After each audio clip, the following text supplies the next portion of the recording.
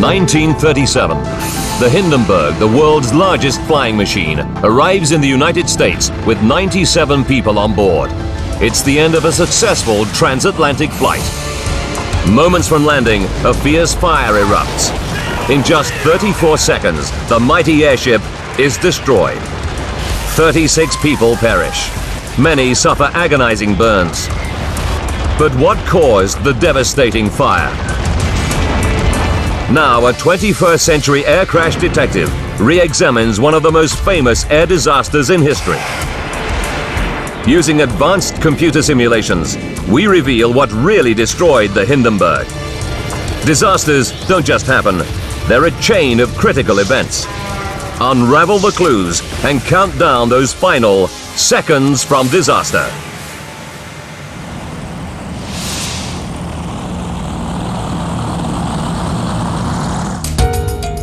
Europe,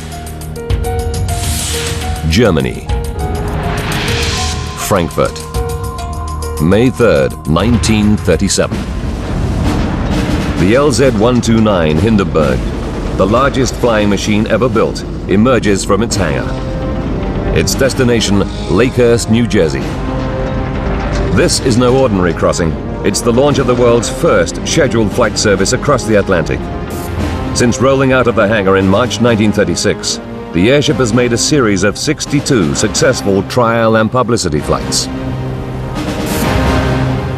Built by the Zeppelin Company, the Hindenburg is 245 meters long, as big as an ocean liner, and stands as tall as a 13-story building. The 36 passengers boarding tonight will spend the flight on the passenger deck towards the airship's nose. Most are high-profile businessmen, but also on the passenger list is one of the first families ever to fly in the Hindenburg, Hermann and Matilda Dörner, and their 3 children, Irena, Walter, and Werner. The wealthy family live 11,000 kilometers away in Mexico and are returning from a vacation in their German homeland. For 8-year-old Werner, flying in an airship is a once-in-a-lifetime experience. The Zeppelins in general was the word of the day, and it was the fancy way to go. Airships are considered the cruise liners of the future, but for now they are the sole preserve of the seriously wealthy. A one-way ticket costs $400. That's over $5,000 in today's money. It buys the ultimate luxury travel experience. A restaurant serving cordon bleu cuisine and the finest wines. Fashionably designed lounge areas. And of course, spectacular views from the promenade deck. Werner's sister, Irena, is 14. For her, the voyage is a chance to leave childhood behind and mix in sophisticated adult circles for the first time. It was sort of special for her. Somehow, during this trip, she grew up enough so that she asked her braids to be cut, and she had a new hairdo. And well, she was now a young lady. Down on the ground, a crowd gathers to watch the launch. For many, just seeing this massive flying machine up close is a thrilling experience. As passengers board, all their lighters and matches are confiscated, and they are expressly forbidden from straying outside the designated passenger areas. With good reason. The airship's outer skin is made of strong cotton and linen, waterproofed and tightened with a chemical paint called dope. Inside the skin are 16 gas bags, over 30 meters tall, holding nearly 200,000 cubic meters of hydrogen, a highly flammable, lighter-than-air gas that gives the airship its lift. Forward of the passenger deck, slung beneath the airship, is its nerve center, the control car. In command is Max Pruss. He's one of the company's most experienced captains with over 20 years flying experience. And he's captained the Hindenburg on 22 flights. 8:15 p.m. Right on schedule, Captain Pruss orders the ground crew to release the landing ropes. The flight crew dumps 590 kilograms of water ballast, and the airship begins to rise. When it reaches 60 meters, the crew starts up the four 1100 horsepower diesel-fueled propeller engines.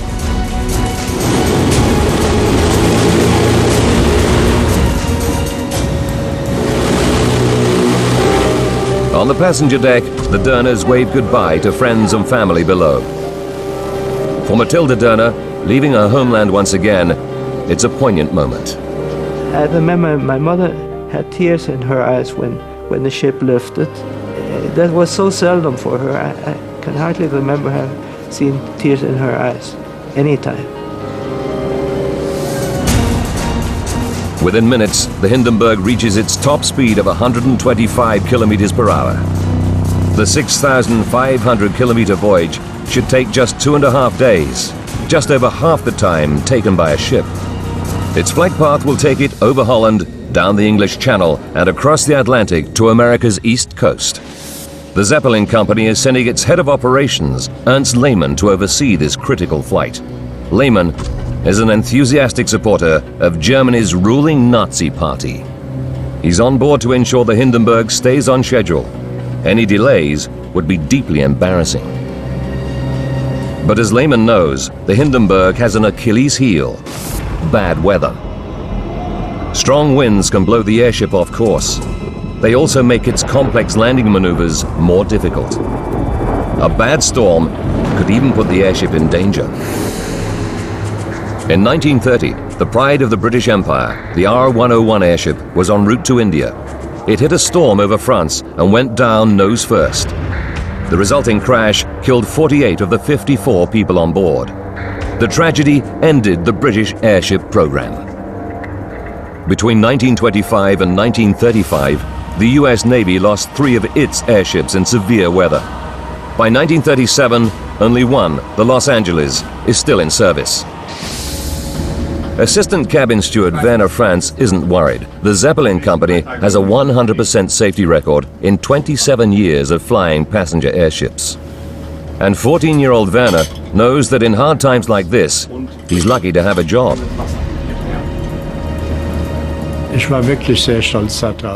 I was very proud to be part of the crew and to go on all those journeys, to see all those countries. My father was out of work at the time and we had very little money.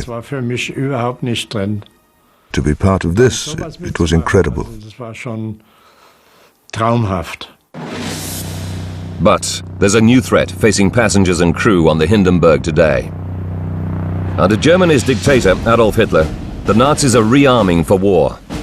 They are also brutally suppressing all opposition at home.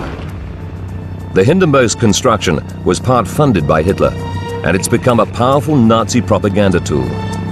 But the airship's iconic status also makes it a target for opponents of the Nazi regime.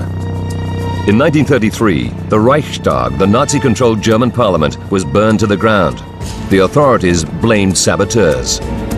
And now, just days ago, German authorities warned Ernst Lehmann that they'd received a specific threat to this crucial flight. Could saboteurs, posing as innocent passengers or even crew members, be on board with a deadly mission to destroy the Hindenburg? Wednesday, May 5th, Day 3. Ernst Lehmann, Zeppelin head of operations, and Captain Pruss are worried. The Hindenburg should be making 125 kilometers per hour. But strong headwinds mean the schedule is slipping. At this rate, they'll be 12 hours late. Joseph Spar, a German living in Long Island, New York, is just a day away from a reunion with his family. He's been touring Germany with his music hall act of acrobatics and slapstick comedy. His next performance will be at Radio City Music Hall in New York. He's taking a dog home as a surprise for his children.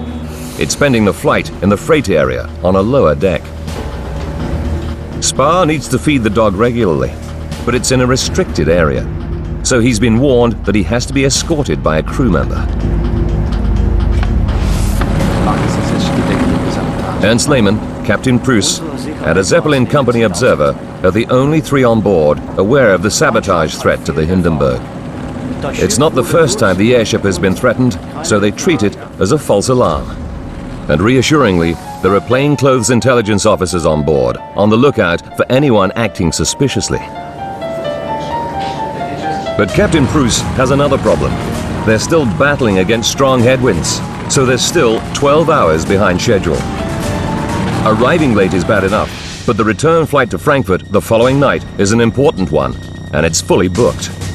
The airship will be packed with high society passengers flying to attend the coronation of King George VI in London.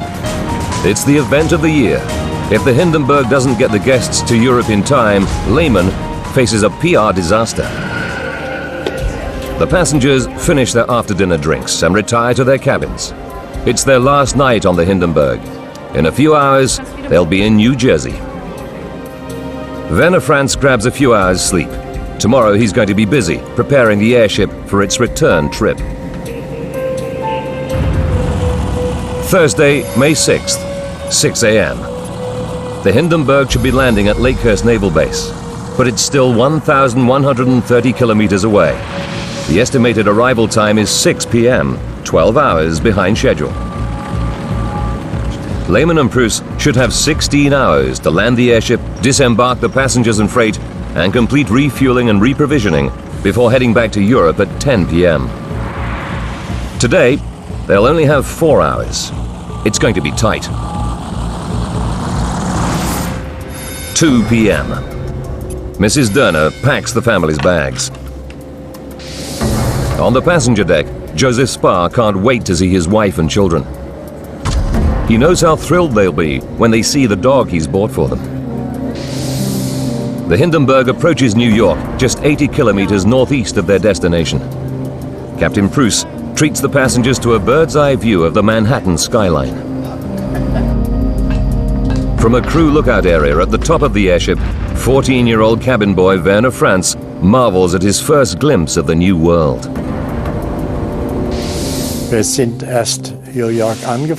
We approached New York. This sea of buildings, the Statue of Liberty, the skyscrapers, all that was something I'd never seen before. 3 p.m. The Hindenburg appears out of the clouds over the airfield at Lakehurst. Base Commander Charles Rosendahl watches the giant airship pass over the hangar. He's a veteran airship commander with 13 years flying experience. And he's worried. A thunderstorm is developing and winds are picking up.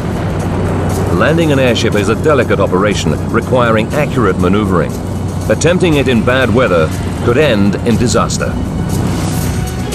Rosendahl radios Captain Preuss. He recommends delaying the landing until the conditions improve. Radio this to the Hindenburg. Very good. Preuss has no choice but to turn the airship away. He heads southwest to await a break in the weather. Preuss and Lehmann know that any chance of making the 10 p.m. departure is rapidly disappearing. But first, Preuss must focus on landing the airship. 5:12 p.m.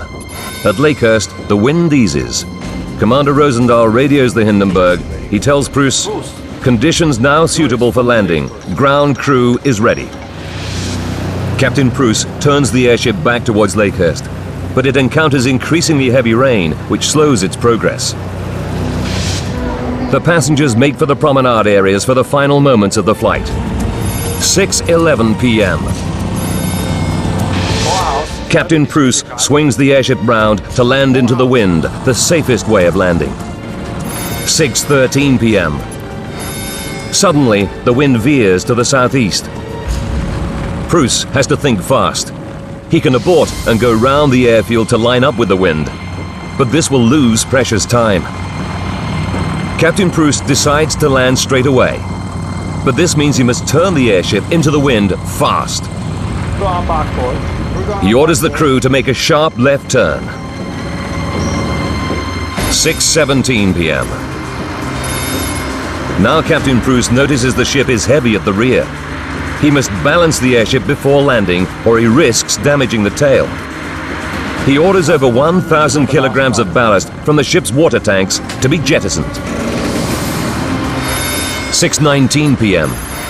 Preuss orders a final sharp right turn to line up with the mast. The airship is still sloping to the rear. Preuss orders 6 crew members from their mess hall in the rear to come to the nose of the ship to add more weight at the front. 6:20 p.m. The airship finally arrives at the landing area. They slow and hover over the airfield. A crowd gathers to witness the Hindenburg's first landing in America this year. Newsreel teams record the arrival, hoping to get some exciting pictures of the airship's landing procedure. Now all that remains is for the crew to lower a cable from the nose to the mooring mast. The ground crew will then winch the Hindenburg down to the mast. Before lowering the mooring cable, crews must first drop 2 anchor ropes. These are held by the ground crew to stop the airship drifting. 6:21 p.m. The first anchor rope drops to the ground, closely followed by the second. 6:25 p.m. Suddenly, the crowds on the ground see flames appear around the fin. Then the airship's nose rears up. Tables and chairs slide backwards. Passengers tumble down. Werner Dörner feels the air turn to a furnace-like heat. Suddenly the air was on fire. In an instant, the whole thing was on fire. The world's largest flying machine is now a blazing inferno. 97 people, including the 3 Dörner children, are trapped inside the Hindenburg, 60 meters above the ground. 36 passengers are just moments from disembarking from the Hindenburg when disaster strikes.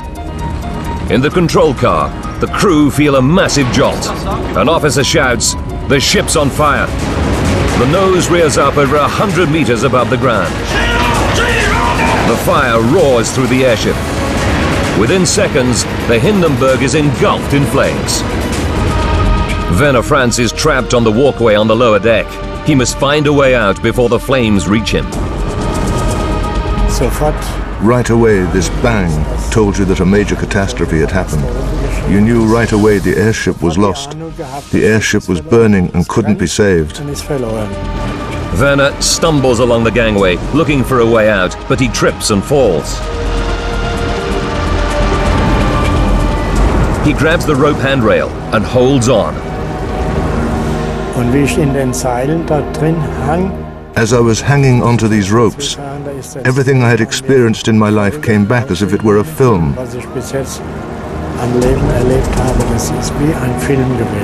Werner sits on the gangway and kicks through the canvas.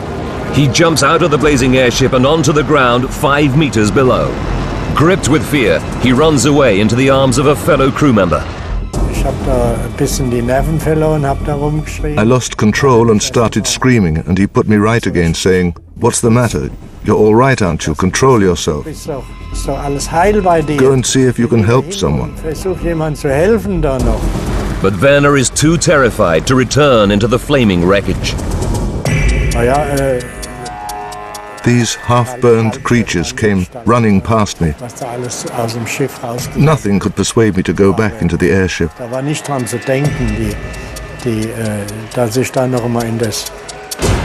The fire rushes up the airship. The Dörners are still in the passenger lounge. If they don't get out now, they'll burn. But they're still 9 meters up.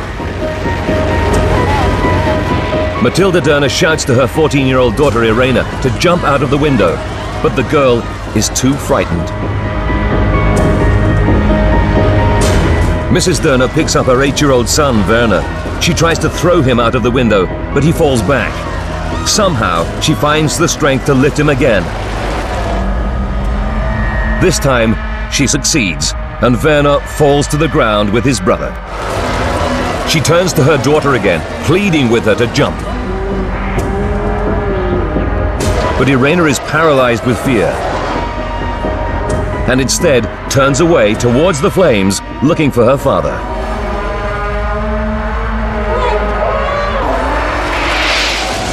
In desperation, Mrs. Dörner jumps out after her sons. Acrobat Joseph Spar also jumps from the passenger lounge. He rolls onto the grass, picks himself up, and limps away. But he's unable to rescue his dog, which perishes in the fire. 34 seconds after the first flame appears, the Hindenburg is consumed by the inferno. The wreckage crashes to the ground. It's totally destroyed. Ambulances rush survivors to hospital. Werner Dörner and his mother are severely injured. His brother Walter suffers minor burns. But his father dies inside the airship. A crewman rescues Werner's sister Irena from the burning wreckage, but she's close to death. My sister's condition was so bad that they had taken her to a different place inside the hospital, probably in intensive care. My mother very much complained about being separated from her daughter. In the morning, doctors bring Matilda Dörner news. Her daughter Irena died in the night from her burns. She was just 14 years old. My mother was very much upset with the authorities in the hospital that she never got to see her again. But that was probably the best thing, because she must have been in very bad shape. Captain Pruss survives but is badly burned. Ernst Lehmann is fatally injured. Of the 97 people on board, 29 are dead. One ground crewman perishes. Another 6 people die in hospital. But what caused this tragedy? The Germans have a 100% safety record operating passenger airships. And the Hindenburg was a state-of-the-art aircraft. The pride of the Third Reich. The United States and Germany open a joint inquiry. They interview the surviving crew members and passengers. They take testimonies from over 90 eyewitnesses. But in 1937, there is very little cockpit technology to conduct a conclusive crash investigation. And in the 68 years since the disaster, many different theories, some highly controversial, have emerged. Debate still rages today over what really downed the celebrated airship. Now, Seconds from Disaster re-examines the investigation into the loss of the Hindenburg. Using modern-day forensics and scientific experiments, we will finally solve the mystery. What was it that started the fire aboard the Hindenburg? Could it have been an act of sabotage? And what really fueled the blaze so that it consumed the whole ship in 34 seconds? Advanced computer simulation will take us where no camera can go, into the heart of the disaster zone. Greg Feith is one of the United States' most experienced crash detectives. He has 20 years of service with the National Transportation Safety Board.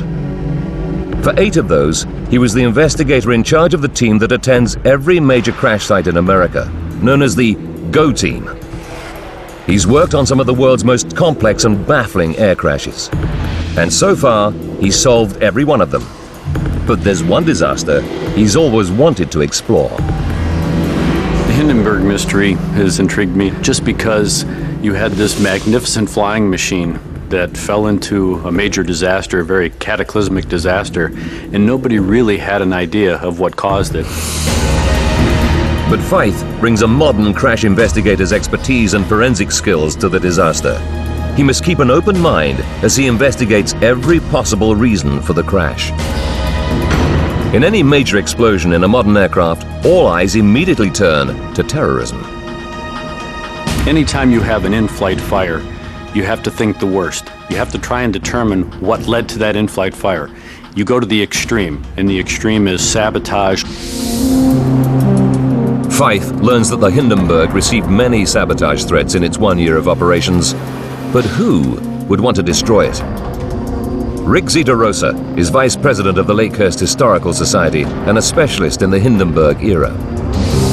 As the Nazi regime became increasingly unpopular throughout the world, it was also going to face a new set of security concerns. And there were heightened fears that perhaps an act of sabotage could be carried out against the airship. Greg Feith examines the original report for evidence of sabotage warnings.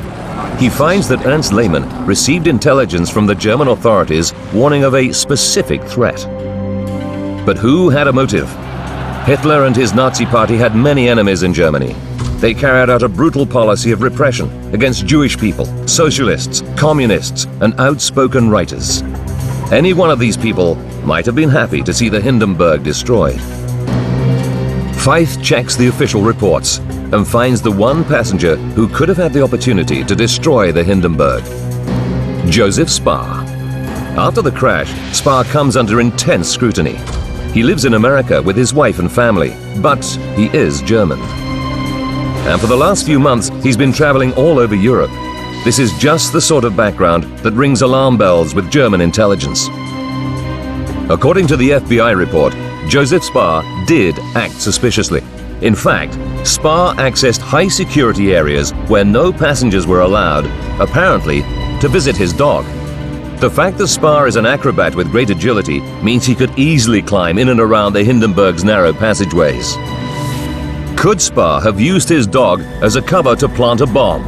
Was this music hall clown really a ruthless terrorist, responsible for the destruction of the Hindenburg and the deaths of 36 people? Air crash investigator Greg Feith is trying to get to the bottom of one of aviation's great mysteries. Why did the Hindenburg airship burst into flames and crash at Lakehurst Naval Base in 1937? Many of the crew and officers of the Hindenburg were convinced the cause was sabotage. Feith wants to see if the theory stands up. He finds an intriguing statement in the report about one of the passengers. Acrobat Joseph Spar did disappear into unauthorized areas where the fuel tanks were kept on several occasions on his own. He told the crew he was going to check on his dog. Could he actually have been looking for somewhere to plant a bomb?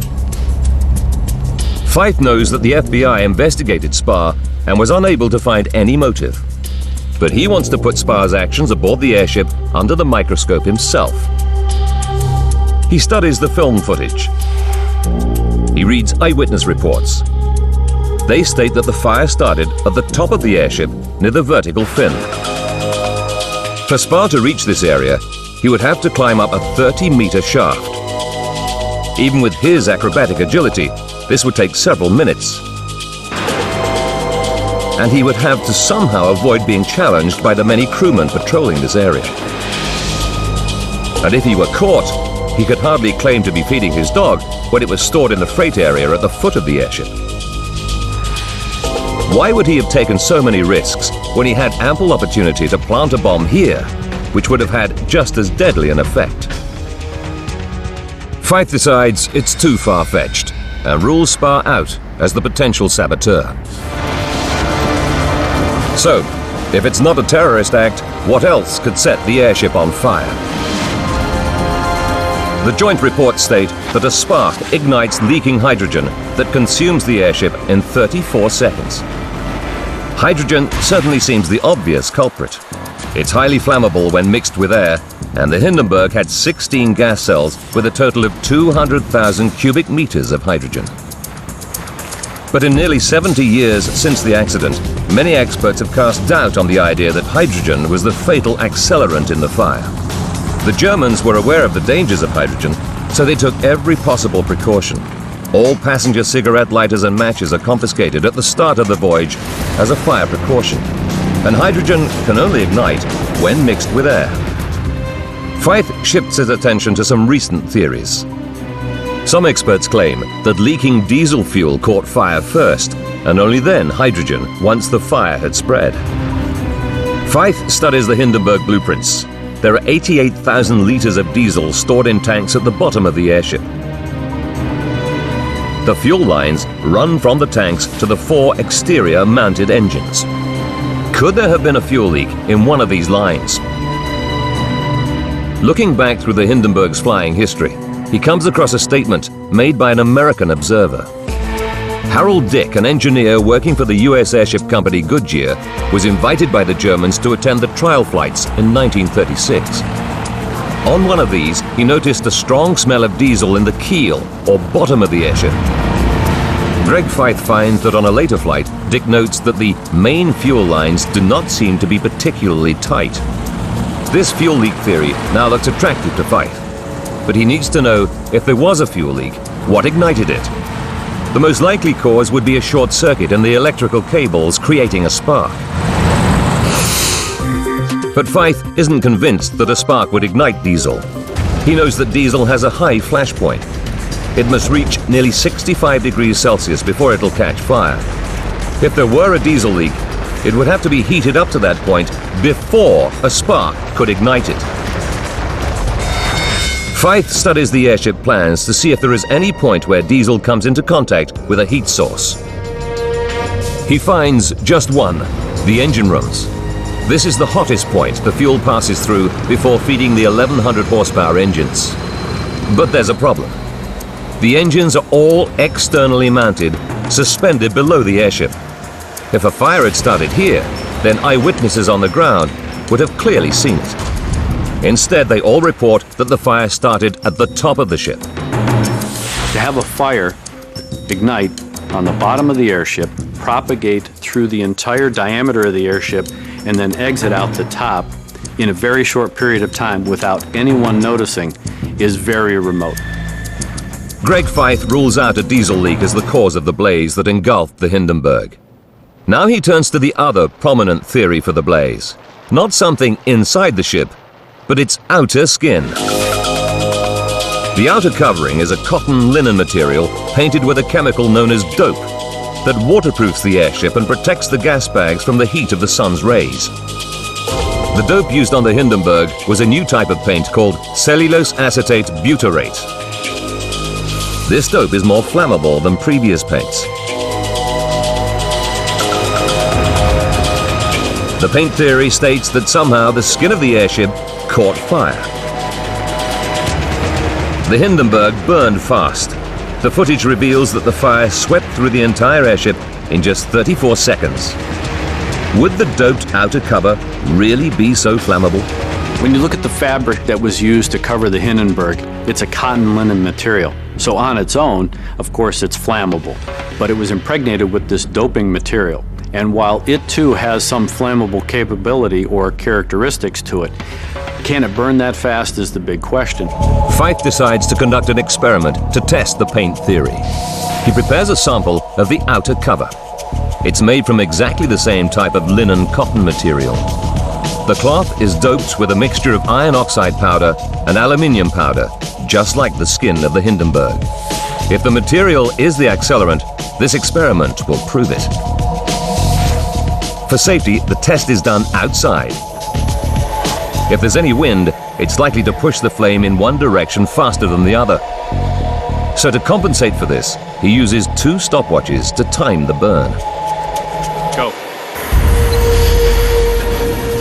As soon as the flame reaches the edge of the inner circle, he starts the clocks.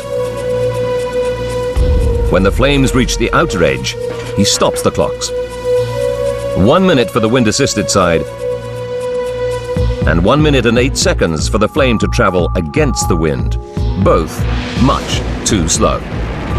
The Hindenburg, all 245 meters, burns in 34 seconds. At the burn rate Feith's timed, the Hindenburg would have taken 40 hours to be destroyed.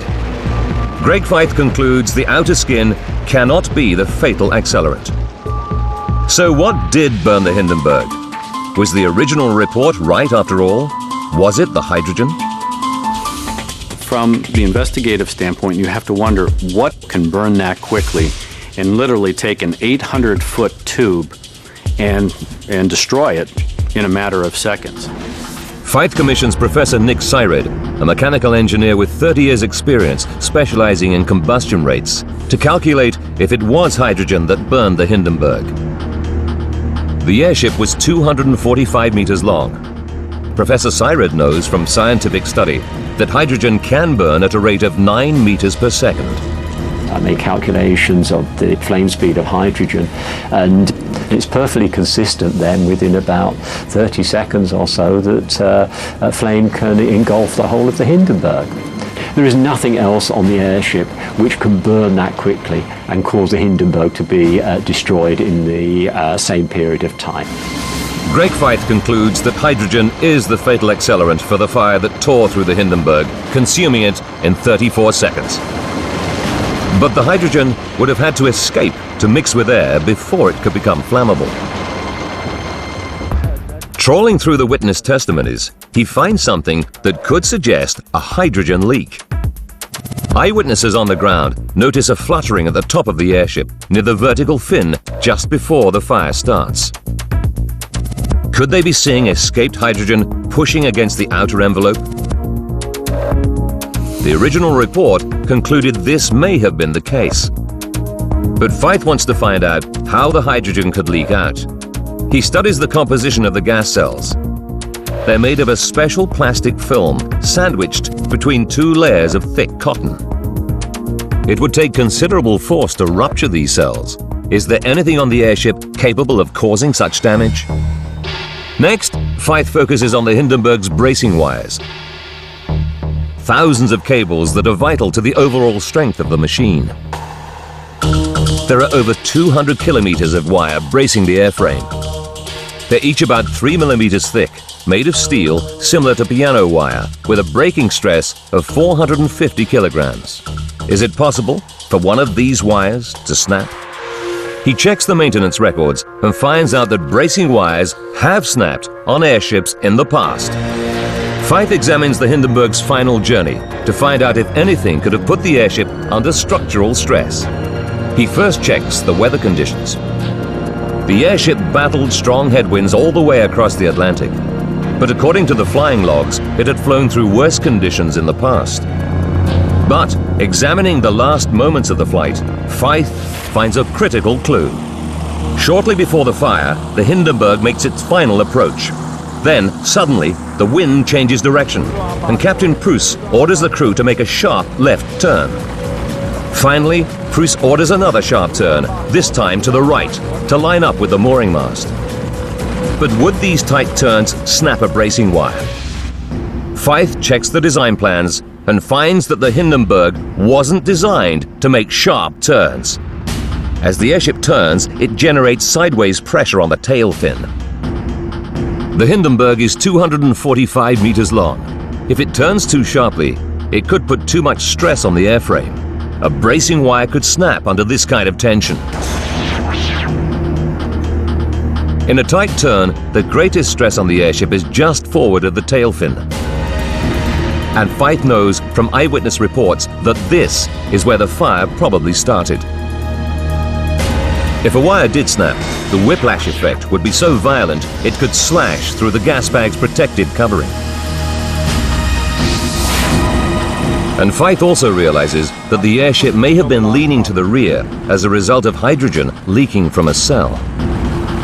They did have some support tension wires that had broken in the past, and because that the captain was making very hard turns left and right, it could have caused one of those tension straps to break, sliced a hole in that gas bag to allow the hydrogen to leak out. Greg Feith concludes that a snapped bracing wire caused the fatal leak of hydrogen. But this doesn't explain what could have ignited the escaping hydrogen. He studies the weather conditions at the time of the accident. The report states there was light rain over the airfield. A thunderstorm had recently passed by. There was lightning still visible to the south of Lakehurst.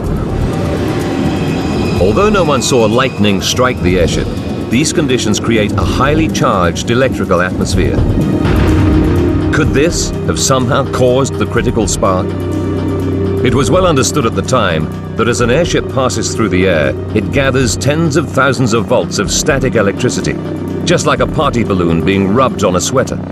The effect is increased in thundery conditions.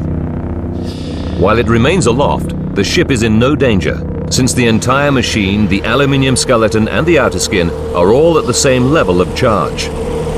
But all that changes when one part of the ship touches the ground. And Feith can see from the film footage exactly how that happened. In the final stages of landing, the crew drop the first mooring ropes. The rain makes the ropes wet, and once they're wet, the charge from the airship's metal frame now rapidly flows through the ropes to the ground. Instantly, the airframe voltage falls to zero. But the airship's outer cover is made of a linen-cotton mixture that does not conduct electricity so easily, and it remains at high voltage, the perfect conditions for generating a spark between the skin and the frame. Greg Feith now knows how the spark that ignited the hydrogen was generated. He can now unravel what happened aboard the Hindenburg in those final, fateful seconds from disaster. 14 minutes before the fire, the Hindenburg begins its final approach. Static electricity builds up on the ship, spread evenly throughout the structure. 11 minutes to go. Without warning, the wind changes direction. Instead of going around the airfield in a wide sweep, Captain Pruss, anxious to land the airship as soon as possible, makes a sharp left turn. Stressed by this sudden maneuver, somewhere near gas cell 4, a bracing wire snaps. The gas cell ruptures and hydrogen begins to leak out. 8 minutes before the catastrophe, Captain Pruss notices that the ship is tail heavy. He orders the crew to dump water to balance the ship. Then Pruss orders another sharp turn, this time to the right, to line up with the mooring mast. The ship is still tail heavy. Captain Pruss orders 6 crew members to walk to the nose to try to counterbalance the sloping tail. But Pruss is too concerned with landing to realize that the airship may be leaning as a result of hydrogen leaking. 4 minutes left. The Hindenburg comes to a stop, and the crew drop the mooring ropes. Eyewitnesses on the ground notice a fluttering effect near the tail fin. They don't know it, but what they're seeing is leaking hydrogen pouring out of the doomed machine.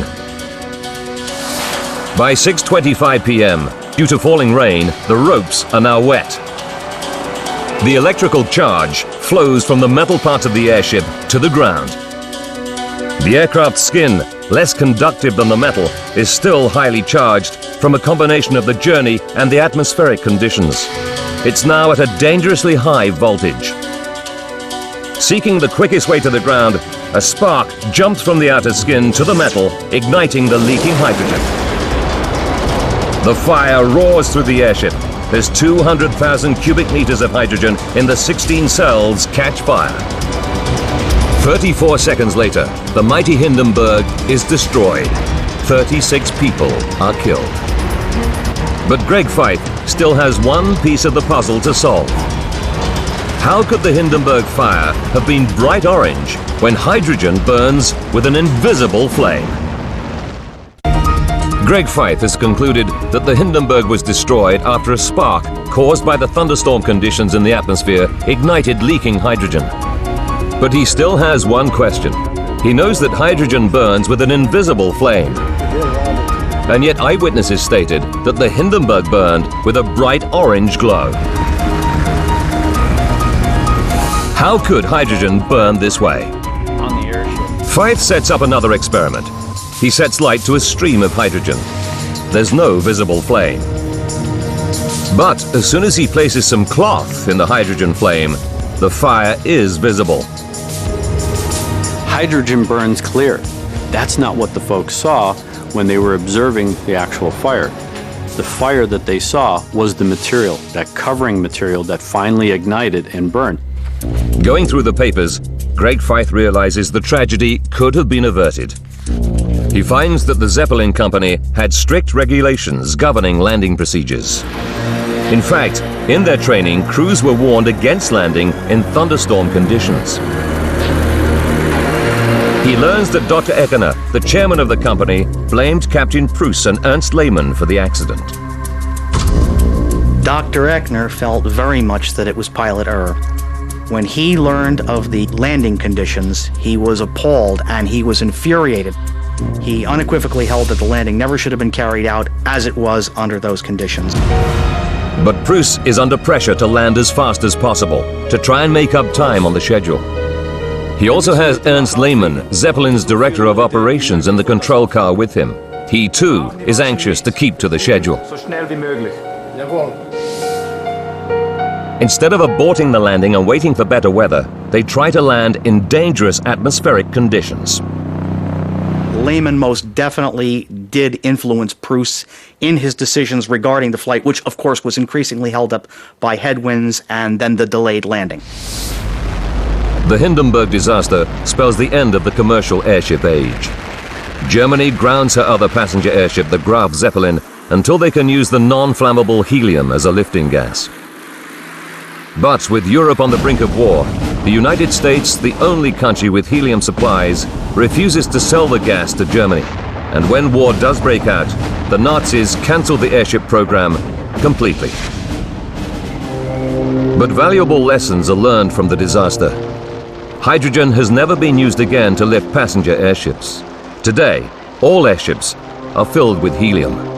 Directly after the Hindenburg crash, the Zeppelin company designed a Thunder car. This machine, located at their Frankfurt airfield, measures the electrical activity in the atmosphere. It's a breakthrough in collecting accurate data on thunderstorm conditions. And today, understanding of weather is at the forefront of all aviation safety. Nearly 70 years later, there are just 2 known remaining survivors from the tragedy. Cabin boy Werner Franz is now 83 years old.